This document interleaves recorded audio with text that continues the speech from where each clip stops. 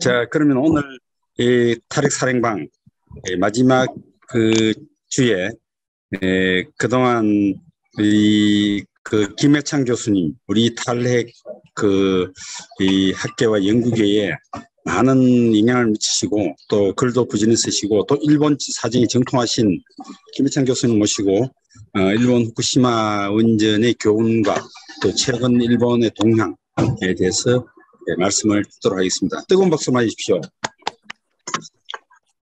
이제 후쿠시마의 핵발전 사고가 11년이 넘게 됐는데, 사람은 이게 망각의 동물인가, 우리가 일반적으로 국민들 그렇고, 제가 지금 부산에 살고 있거든요.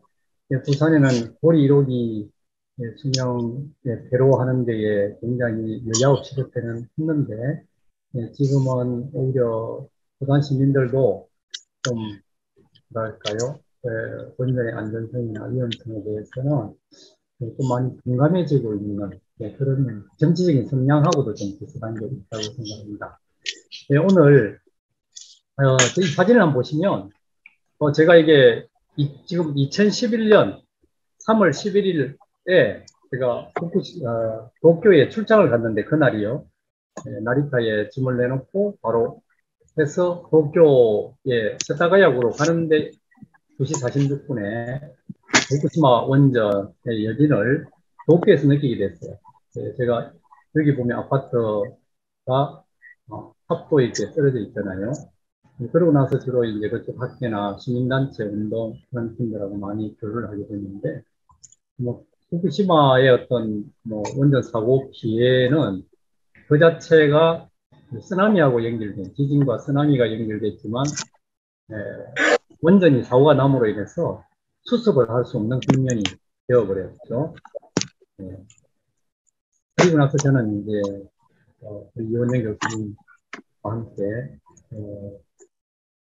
탈핵 에너지 교수의 모임에서, 특히 고리 1호기 수명 연장하는 데 반대해서 테러 운동을 2014년, 15년, 16년도에 많이 했고요.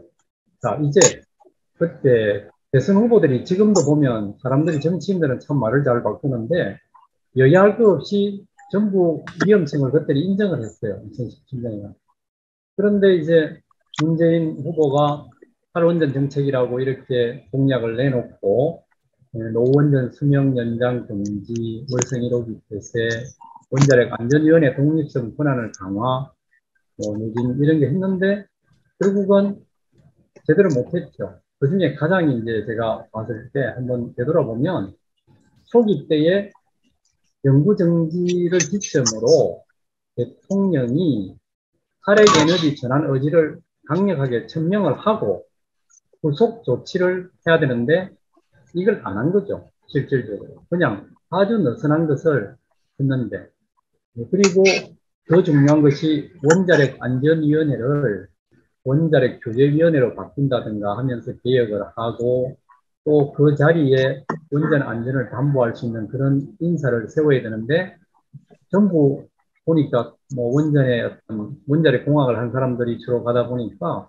마피아들이 전부 우리가 웬만한 자리는 다 가 있고, 그래서 이게 어떤 촛불의 어떤 정부가 맞나 할 정도의 그런 것이 있었죠. 가장 큰 것은 오늘 제가 이야기 좀 드리고 싶은 것은 일본하고 상황에서 탈핵 에너지 전환 정책이 국민과 소통이 전혀 안 됐다는 거예요. 즉 전기요금을 올리는 문제라든지 국내외 외국에서는 이 전환을 어떻게 하고 있는가, 즉 제대로 어떤 교육이라든가 이런 것을 하지 않아요. 국민들이 굉장히 그냥 절로 탈핵은 이제 자연스럽게 위험한 것은 공약을 통해서 지켜지겠거니 했지만 결국 우리나라는 선거 한 방에 모든 것이 바뀌고 탈원전 반대 이데올로기가 계속 국민들의 어떤 삶에 그걸 지배하고, 특히 최근에는 우크라이나 사태로 전쟁이라든가 이로 인해 가지고 에너지난이 심각해지면서 이제 탈원전 자체가 굉장히 조금 이념적이고 또는 가치지향의 추상적인 어떤 그런 좋기는 좋지만 현실하고는 멀은 이런 식의 상황으로 되어버리고, 안전은 뒷전이 되고 있는 그런 상황이고, 거기다가 수도권의 어떤 수도권 중심주의가 지역의 또 목소리가 제대로 일어나지 못하는 그런 여러 가지 상황을 만들어내고 있다고 봅니다.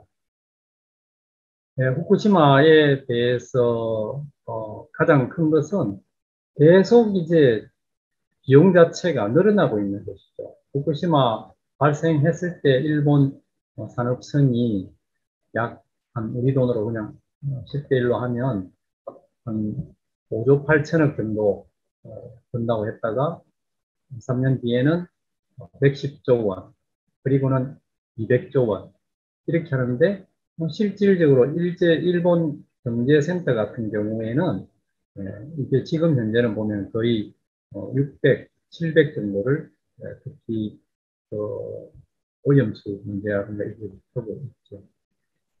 자, 그러면 아까 우리 원영 교수님 말씀하신 대로 이 책이 후쿠시마 원전 사고는 왜 일어났는가 해서 정부의 사고 조사 핵심 해설이라고 해서 여기에 일본의 타타무라 요타로라고 하는 도쿄대학교 명예교수가 위원장이 됐습니다.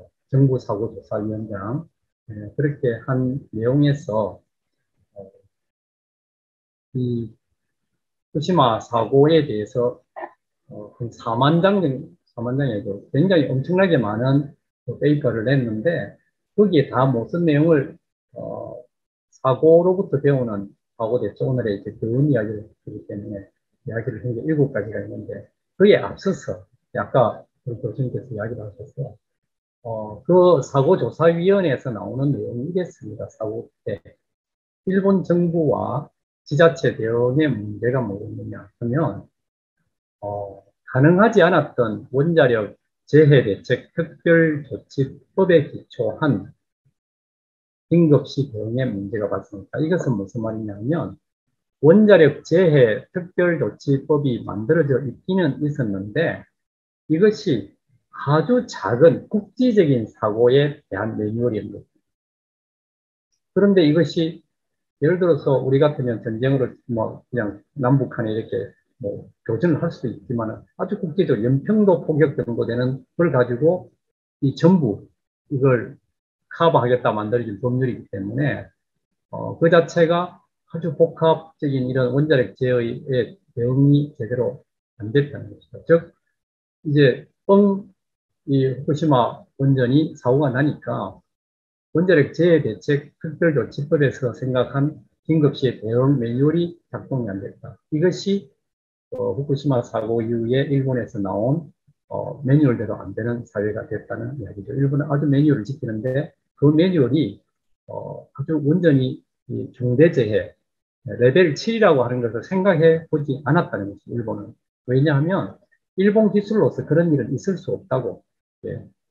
되게 이제 소련, 러시아의 우크라이나의 체르노빌은 그랬을지 모르지만 일본은 그럴 수 있는 그렇지 않다. 기술적으로 다 커버가 된다 하는 오만 원전 안전 신화가 있는 것이다.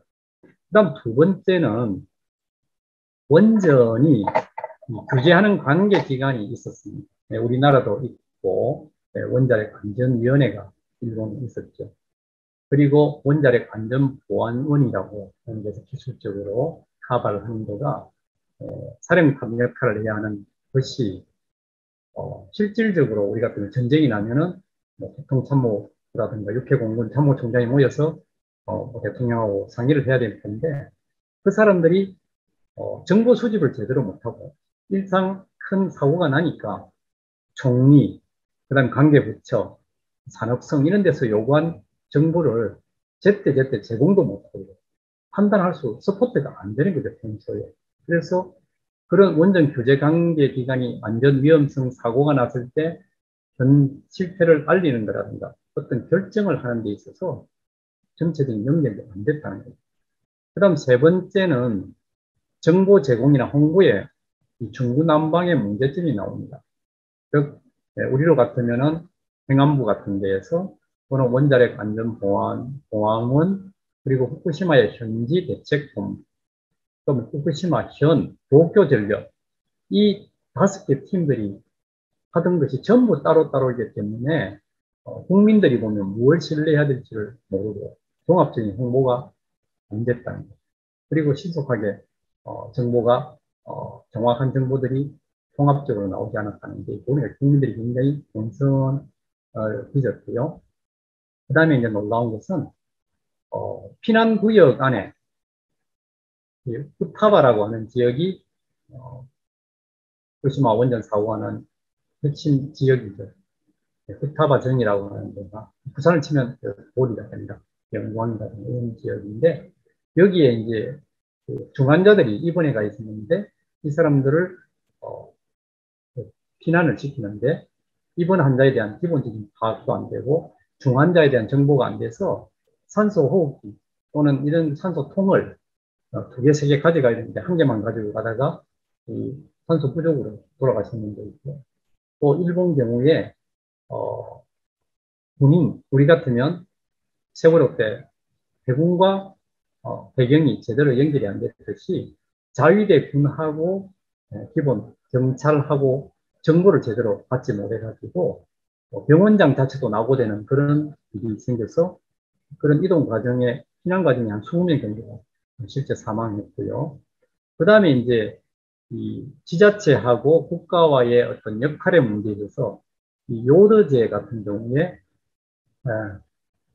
우리가 이제 사고가 발생했을 때 거기에 따라서 세슘이라든가 이런 그 자체를 몸에서 이제 조금 막아주는 들어오는 걸 막는 그 유사 약품 형태를 넣음으로써 안에서 커버가 될 수 있게끔 하는 일종의 방사성에 대비할 수 있는 의료약품인데 이 배포 자체가 일본이 일본답게인지 국가에서 지시를 하지 않았고 아까 같이 이런 어떤 전체적인 우왕좌왕하는 상황에서 지자체가 후쿠시마가 자체적으로 요도제를 아주 급해서 현장이니까 배포를 했는데 나중에 일본 정부가 요도제를 회수하라고 지시를 내린 적이 없다고 하고 책임 추궁하겠다고 하고 이런 바보 같은 짓들을 했단 말이죠.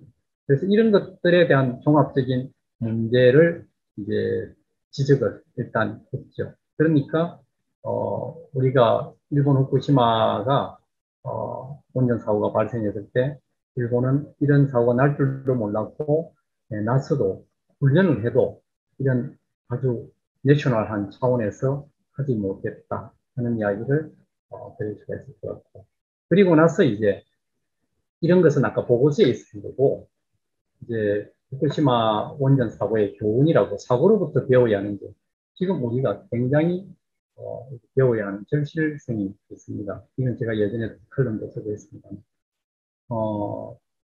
이 자체가 한 열 몇 가지가 되는 거예요. 7가지로 이분이 사고 대처의 지혜라고 해서 모아놓은 건데 있을 수 있는 일은 일어난다.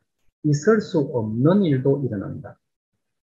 이것이 이제 우리가 생각을 하면 어떤 사고가 일어날 수 있겠다는 일어나고 전혀 생각하지 못한 것도 일어난다는 그 이야기죠. 이거는 미국에서 원전에 있어서 베크라고 하는 박사가 있습니다. 베크의 법칙이 우리가 상상 가능한 사고는 일어날 수 있고 상상하지 못하는 것도 언제 어느 때 일어날 수 있다는 것이 원전 사고의 특징이라고 하는 것을 1960년도에 미국의 사고 고장 사례를 보고 제네바 학회에서 발표한 게 있어요.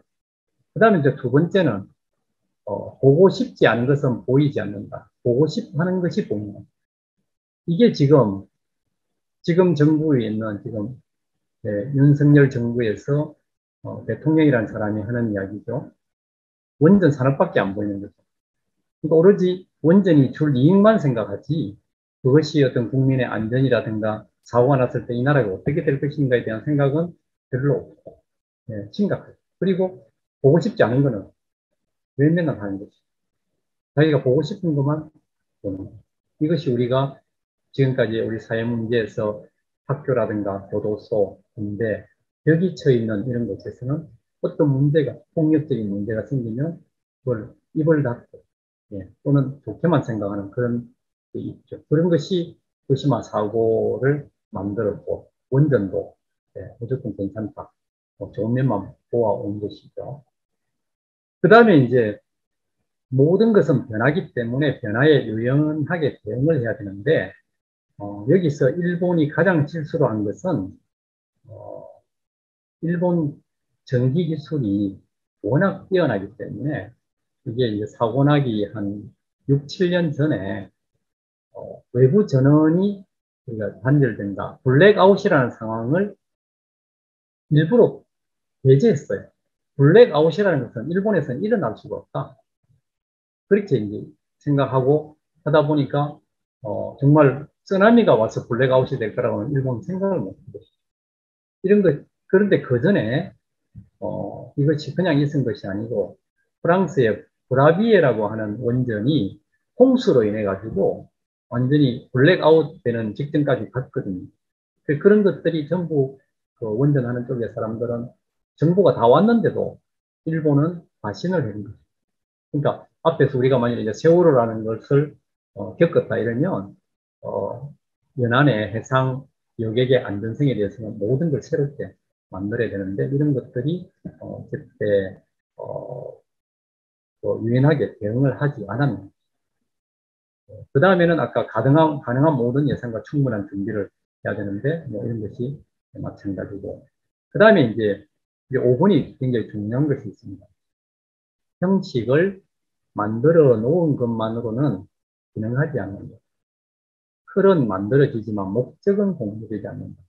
이 말이 무슨 말이냐 하면 저희들이 세월호의 비교를 좀 해봐야 될 것 같습니다. 세월호 때 우리가 잘 모르는 용어로 진도 VTS라고 이런 말 들었죠. 관제 시스템인데 배가 이제 만일에 선장이 졸고 있든지 배가 우리 같은 거 격동하고 가면 거기에서 신호를 주고 보고 있었는 거죠. 상황 통제실인데 그런 게 있었지만은 거기 일했던 사람들이 뭐 신문 보고 있고 딴짓하고 있고 뭐 이렇게 해서 그 세월호가 정상 운행을 못하고 있다는 것에 대한 채취를 못했다는 것이죠. 마찬가지로 형식이 만들어져 있다는 일본의 스피디라고 하는 SPEEDY라고 하는 스피디가 어떤 거냐 하면 그런 장치를 전부 설치를 해놨습니다. 그것은 만일에 이제 방사성 물질, 방사능이 어떻게 어느 방향으로 날아가는가 하는 것을 체크하는 비상기기예요. 그걸 몇십 대를 오타바 주변하고 전국적으로 세워놨어. 그러면 뭐가 체크되느냐 하면 바람이 이쪽을 불면 지금 방사능이 어느 쪽으로 확산될 수 있을 것이라고 하는 게 가능하죠. 그런데 그걸 알았어요. 이렇게 동쪽으로 북쪽으로 이렇게 확산된다는 알았는데 일본 정부의 수뇌부가 어떤 결정을 하게 되냐면 그게 이제 컨트롤이 안 되기 때문에 이걸 만일에 알리면 정말 더 혼란이 일어날 수 있다. 모든 사람이 공포에 빠져가지고 뭐 일본 도쿄 수도에 일본 왕을 옮겨야 되냐 마냐 할 때 정도까지 직전에까지 갔기 때문에 그렇게 해서 거기에 있는 담당 부서가 이런 거를 제대로 알리지도 않았고 위에서도 취시해가지고 결국은 아주 좋은 시스템을 만들어 놨는데 불구하고 바람이 남쪽 쪽으로 불면 그쪽으로 방사능이 가기 때문에 반대 방향이나 피해야 되는데 오히려 그런 정보가 없어서 거기 가서 피해를 입은 사람이 있습니다. 그래서 지금까지도 소송을 하는 경우도 있고요. 그 다음에 이제 이 위험의 존재를 인정하고 위험에 바로 맞서 논의할 수 있는 문화를 만든다. 제일 이제 우리나라도 원전 마피아라고 소위 하는 사람들은 사고 나기 전에까지는 절대 안전하다고 이야기했죠.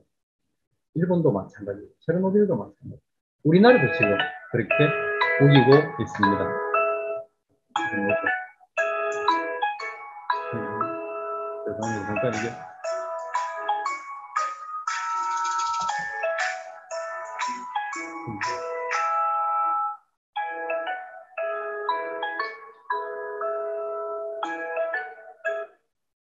죄송합니다.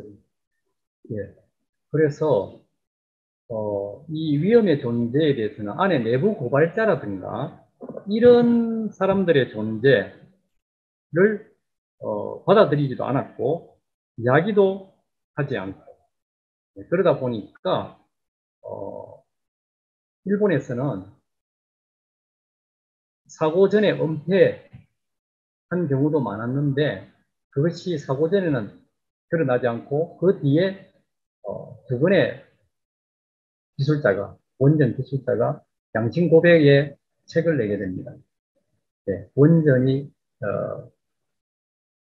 숨긴 말 못할 이유 이런 걸 자체를 해서 그분들이 이제 나이가 거의 뭐 70대 후반 80대 된 사람들이 평생 원전의 기술자로 원전했지만 그때 요즘 우리나라에서 나오는 뭐 시멘트 공급기 안에서 구멍이 나 있네 또는 사고가 났는데도 밖으로 이야기를 안 했네 하는 거를 이제 후쿠시마 사고가 나고 났어야 비로소 그런 이야기를 그래도 양심적인 사람이 한 2명 정도가 그런 이야기를 했다는 것이죠.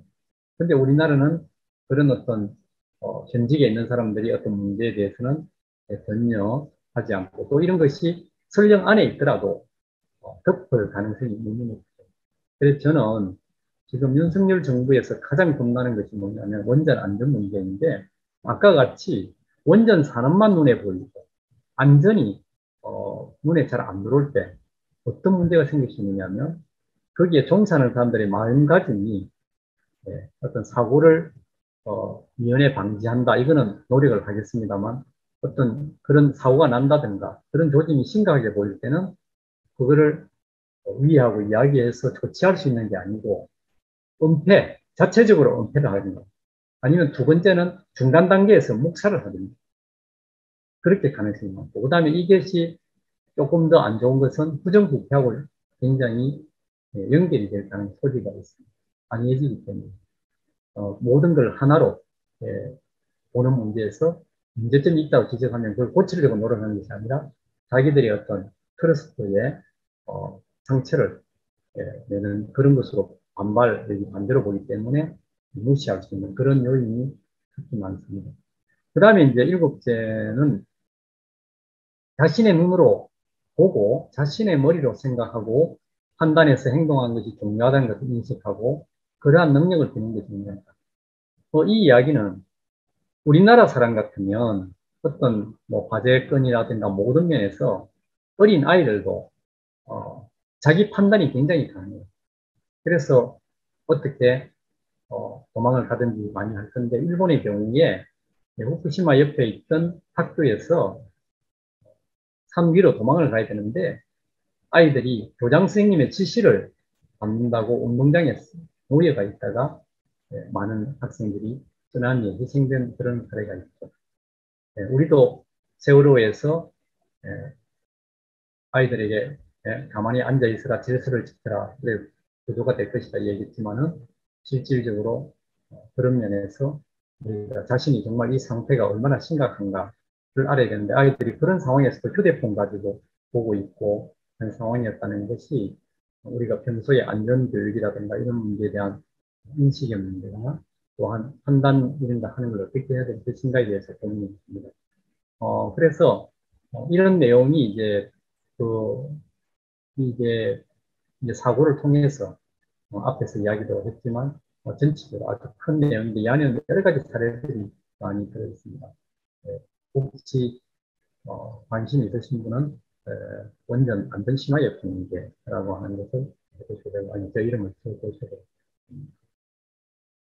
이게 이제 베커가 아까 이야기했습니다만 미국의 베커 박사가 20년 동안 미국의 원전 원자로 각종 사고 고장 기록을 분석한 논문인데 원전 사고의 경우 상상 가능한 사고는 일어날 수 있다고 생각해야 한다.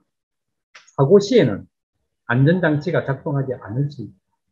사고는 예상치 못한 원인으로 못한 결과를 낳는 데가 있다.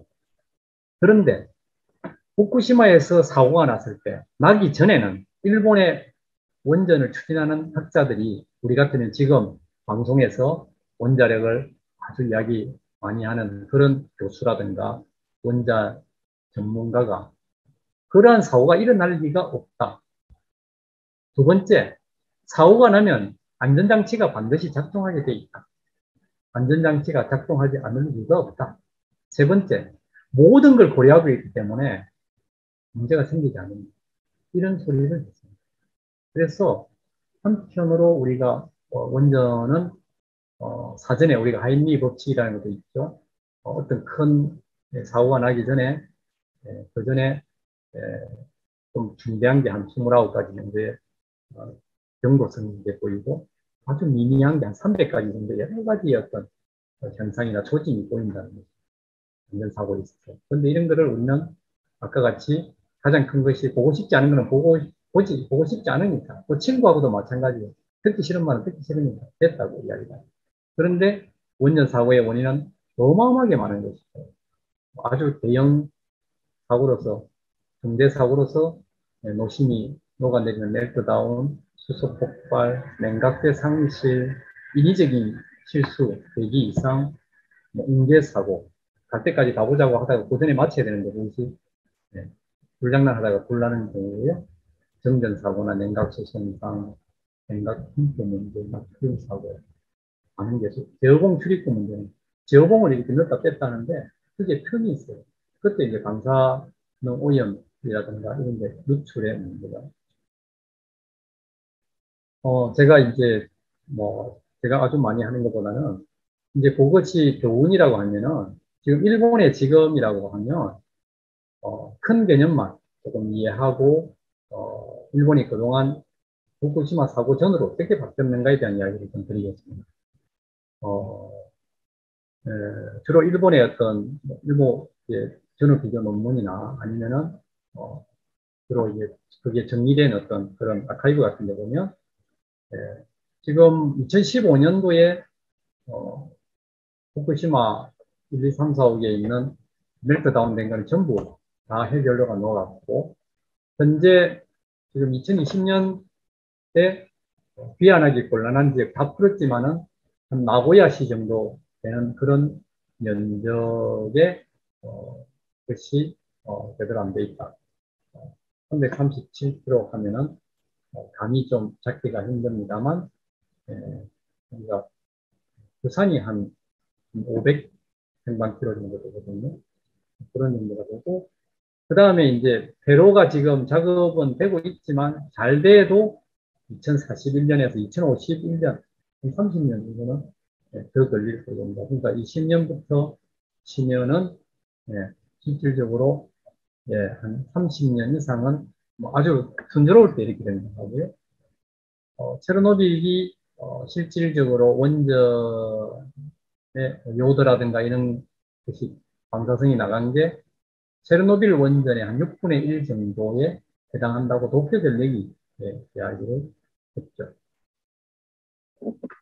그리고 이제 반경 20km 안에가 이제 경계구역, 20km 이상의 이제 방사성이 높은 지역을 계획적 대피구역으로 해서 한 10만 명 정도가 이주했는데 지금 현재 2020년에 3월 달에 이제 일본이 그때는 올림픽을 해야 되잖아요. 2020년도, 2021년에 올림픽을 하는 것 때문에 대부분 해제했고 올림픽을 이제 후쿠시마 부흥을 위해 갖고 부흥 올림픽이라고 그랬죠.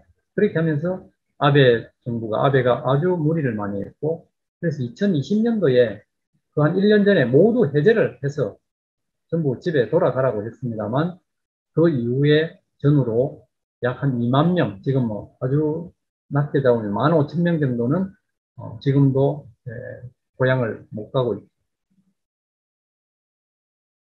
그리고 여러 가지 이제 피난구역을 이렇게 바꿉니다. 어떻게 하냐면은 귀환하기 곤란한 지역이 처음에는 방사성량이 50mSv 이상으로 규제를 했다가 이것을 이제 점점 50 아니라 이제 20 정도 하면 된다. 이렇게 자꾸 고쳐갔고요. 그렇지만 아직까지 귀환이 곤란한 지역이 계속 있습니다.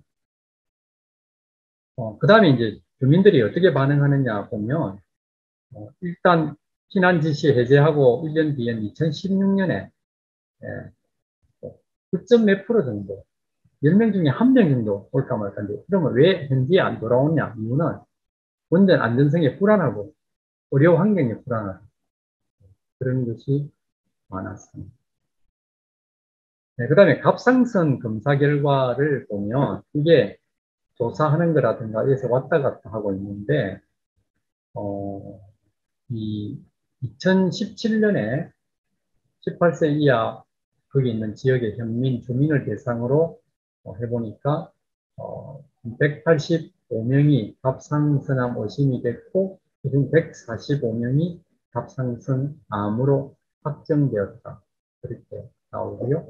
그런데 그 전에 해는 또 후쿠시마 현립의대에서 암과의 어떤 여러 가지 유사성이나 이런 것 별로 연관성은 없다. 이런 말도 주로 대부분 해왔는데 2017년에 145명이 실질적으로 갑상선암으로 확정이 돼서 아사히 신문이 났습니다.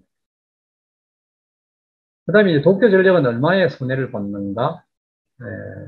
주로 이제 우선 피난간 주민들에게 위자료나 또 건물에 대한 배상금 지급하는 것이 우리 돈으로 한 100조 원 정도가 되고, 실질적으로 뒤에는 이제 또 계산을 해보니까 실질적으로 뭐 한 10조 정도인데, 여기는 대부분이 지금 일본은 사고는 도쿄 전력이 내놓고 정부가 국민 세금으로 지금 전부 이 치닫거리를 하고 있는 것이고, 대신에 이제 국가가 손해배상하는 것을 지원도 해주는데, 그것이 그 전에까지 이제 2017년 3월까지는 대피한 사람들에게 가설주택, 임시 가설시설을 이렇게 만들어줬는데, 이것도 이제 거기 살면서 사람들이 고향에 안 돌아가니까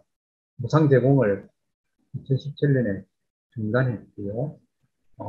그리고 이제 도쿄 전력이 돈이 많이 이제 부족하게 되니까 정부에서 국가 원자력 손해배상 배로 지원 기구라는 걸 만들어서 몇십 조를 이렇게 지원을 하는 형태, 편법으로 지원을 했습니다. 반면에 이제 시민들은 손해배상 청구 소송을 엄청나게 이제 제기를 하죠. 그런데 그 중에 주로 화해를 많이 동용을 해가지고 한 부부가 피난 비용으로 위자료를 우리도 한 1억 정도 주택 손해해서 한 2억 얼마 하는 거를 화해를 해가지고 해결하는 그런 사례가 있고, 또 도쿄 전력과 관련해서 이 소송이 이재민 일반적인 시민도 있고 그 회사에 근무하다가 피해를 입은 사람도 있고 여러 가지 집단 책임 같은 게 있습니다만, 최근에 결론 난 게 국가는 책임이 없다.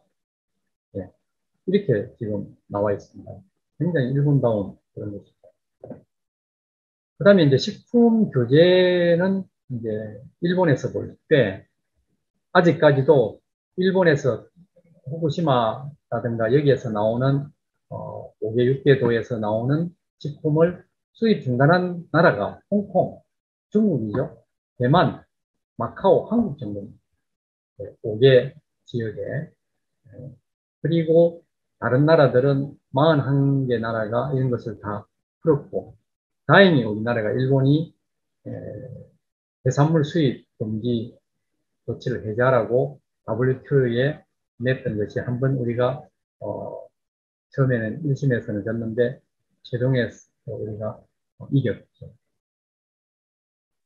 그 다음에 저는 오늘 이야기 좀 드리고 싶은 게 이런 겁니다. 지금 문재인 정부하고 윤석열 정부가 원전을 보는 그 시각이 간노토 총리가 있었을 때 일본의 민주당하고 그 뒤에 아베 총리가 다시 집권했을 때 이 사이에 어떤 조치 같은 게 좀 있어야 되고 어떻게 해야 되는가 하는 거를 약간 우리의 미래를 볼 수 있는 거를 일본 과거에서 볼 수 있다고 생각합니다.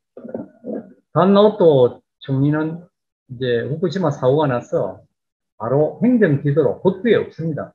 대통령 권한으로 하마오카 원전 발전 정지를 했습니다. 직접 관계가 없지만은 원전을 세웠고요. 그 다음에는 당시에 원전 차지하는 비율이 2030년에 50% 나타난 걸 일단 백지화하겠다고 그렇게 했고요. 그러다 보니까 이제 이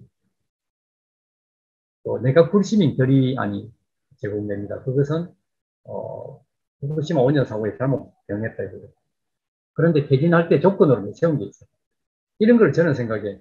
문재인 대통령이 좀 연구를 많이 했다면 그 참모들이 자기가 퇴진하면서 재생에너지 특별조치법안을 입안을 해요. 그러면서 이제 FIT, 고정가격 매입제도라든가, 우리나라에서는 이제 차익을 메꿔주는 그런 형태의 법을 도입하게끔 하고, 그 다음에 이 퇴진을 표명하고 나서 규슈 전력이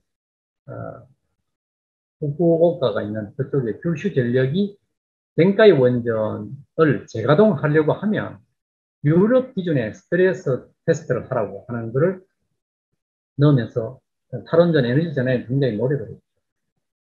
그리고 이제 그런 또 도쿄 전력을 국유화하려고 하는 노력이라든가 이런 것이 있었습니다. 그런데 이제 간나오토가 약했던 것은 개인 생각이 강해요.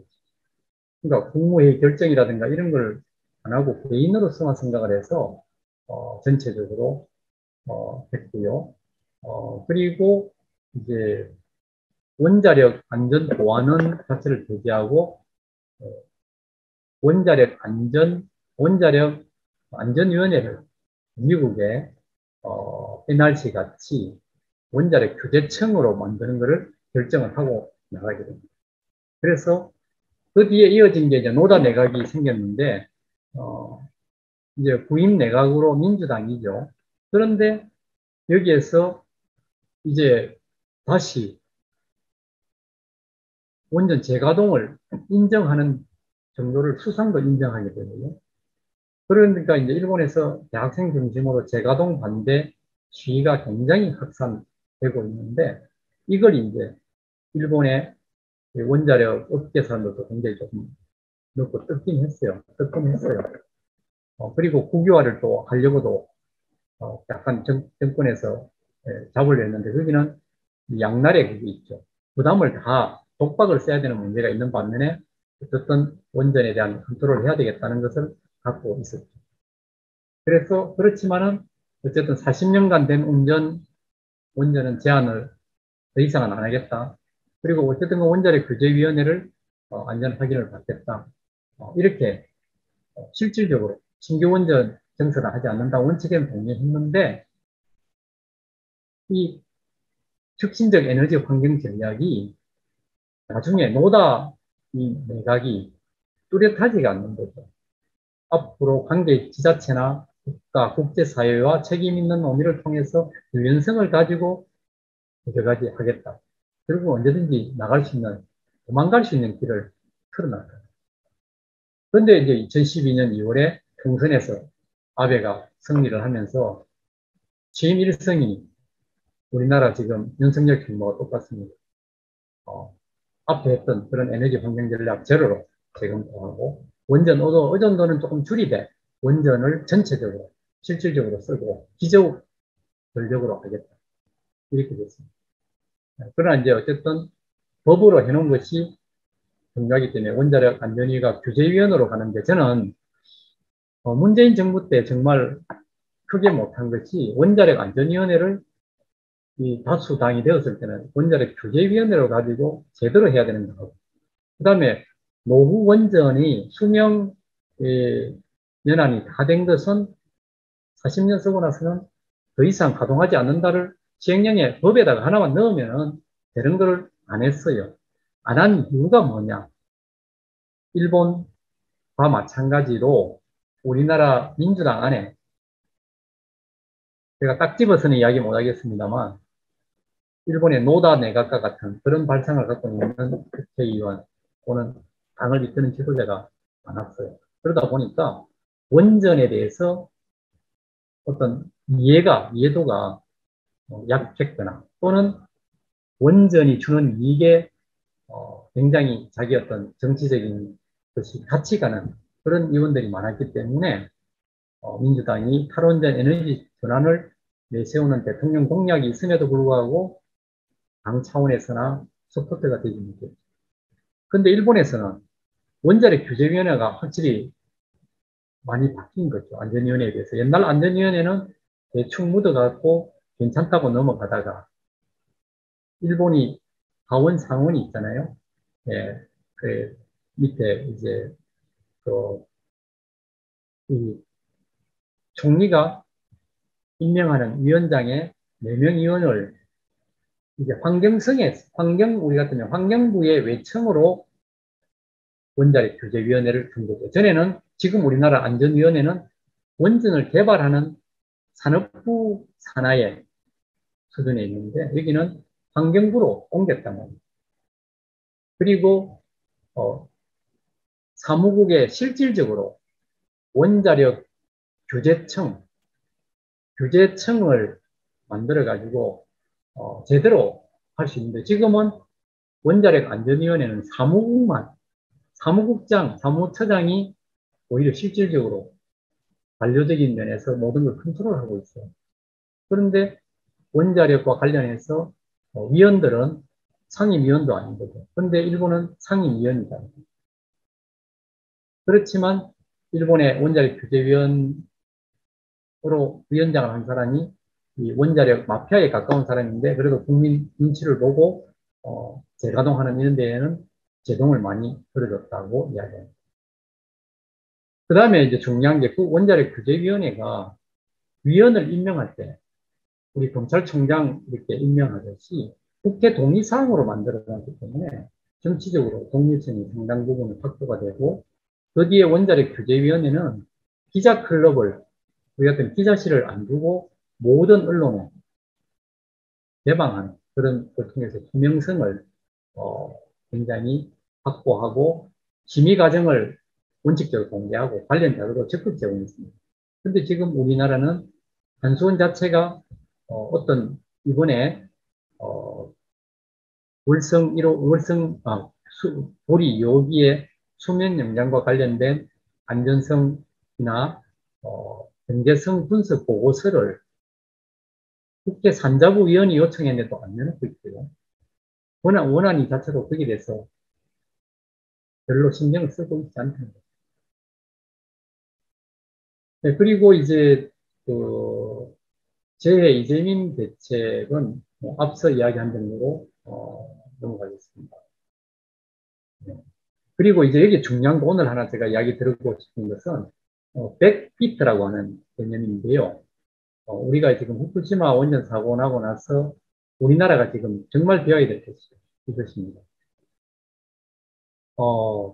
이제 후쿠시마 원전 사고가 나고 우리나라도 후쿠시마 수준의 원전의 안전성을 확보하기 위해서 여러 가지 기기라든가 설비를 바꾸고 안전 기준을 높인 건 맞아요.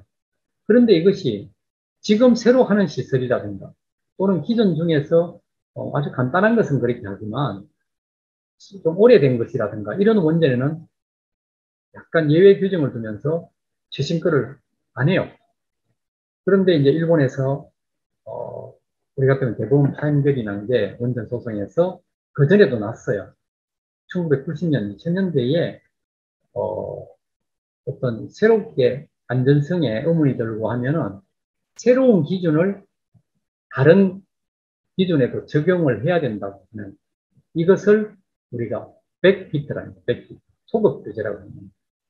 근데 후쿠시마 사고 이전에는 이걸 굉장히 쉽게 해석을 했고 후쿠시마 사고 이후에 신규 안전기준이 도입되었는데도 사업자에게 시간을 준다면서 계속 잘 안 하고 있고 우리나라가 지금 새로운 걸 할 때는 이걸 적용하지만 오래된 원전에는 이런 백피 소급 규제를 하고 있지 않는 게 많습니다.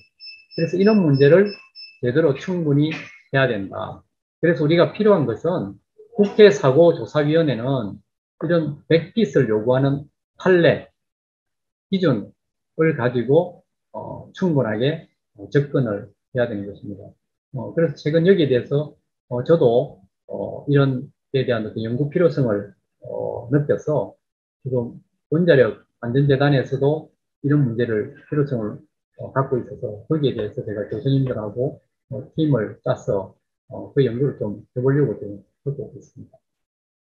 그 다음에 이제 원자력 규제위원회가 일본에서 달라진 것이 테러 대책이거든요. 약 중앙 제어실에서 100m 이상 떨어진 곳에 이런 걸 갖추기로 해야 되는데 이런 걸 갖추지 않은 규슈 전력의 가와치 원전 1호기는 오히려 일본에서 테러 대책이 안 되기 때문에 강제 정지 처분을 받은 사례가 있습니다. 이게 최근에 작년에 나온 도시샤 정책과학연구에서 나왔는데요. 이런 거를 우리가 전체적으로 보면 우리나라도 특히 지금 우크라이나 전쟁이라든가 이걸 보면 원전이 테러나 전쟁에 결코 안전하지 않는데 미국이나 소련, 러시아 같은 나라가 어느 나라가 미국의 원전을 공격한다면 그 나라가 살아남겠습니다. 근데 우리나라 같은 경우는 굉장히 리스크를 안고 있는데 이런 데 대한 대책은 없다 하는 것이 문제일 수가 있죠. 네. 그 다음에 이제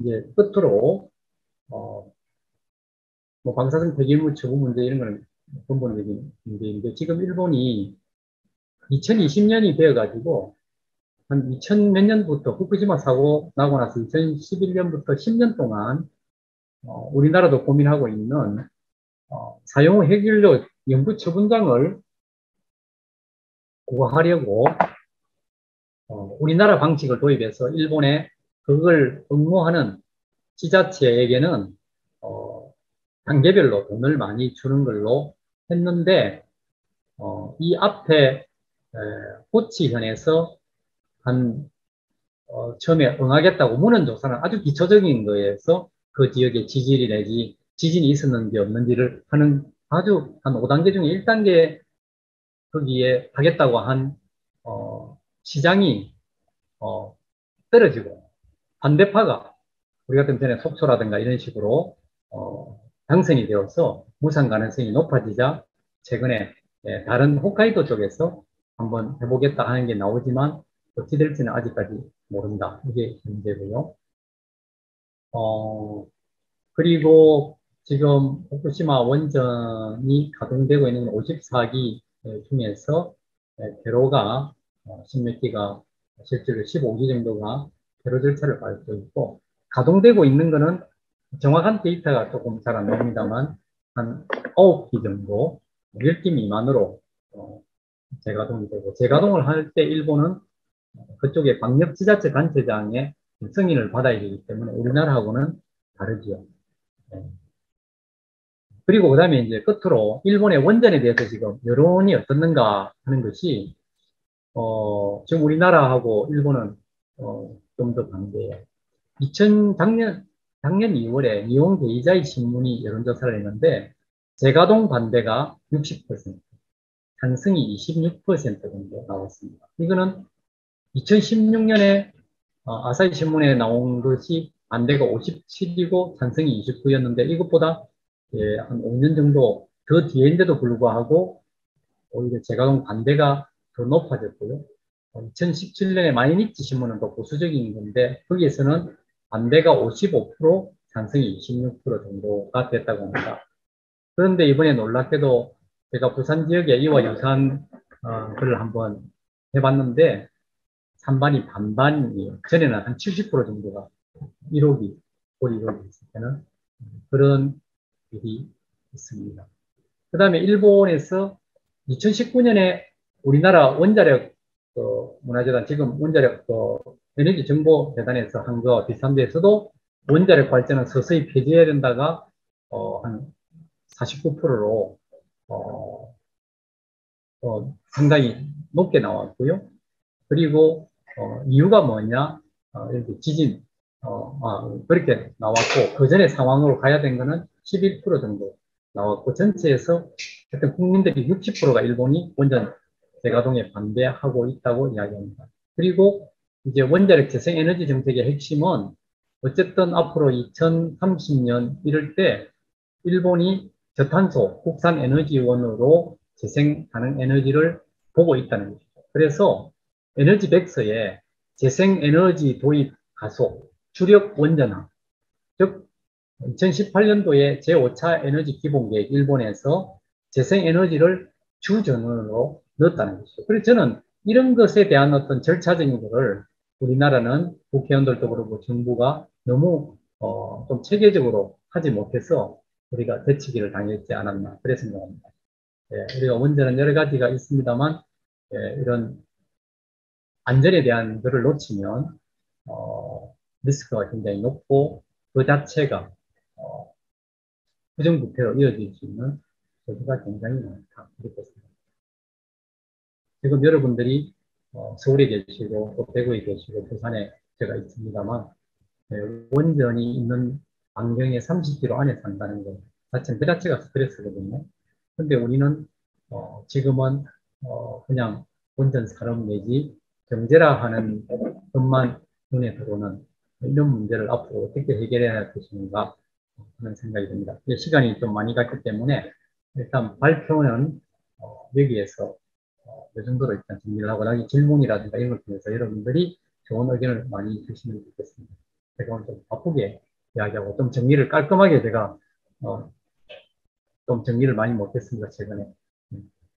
이상입니다.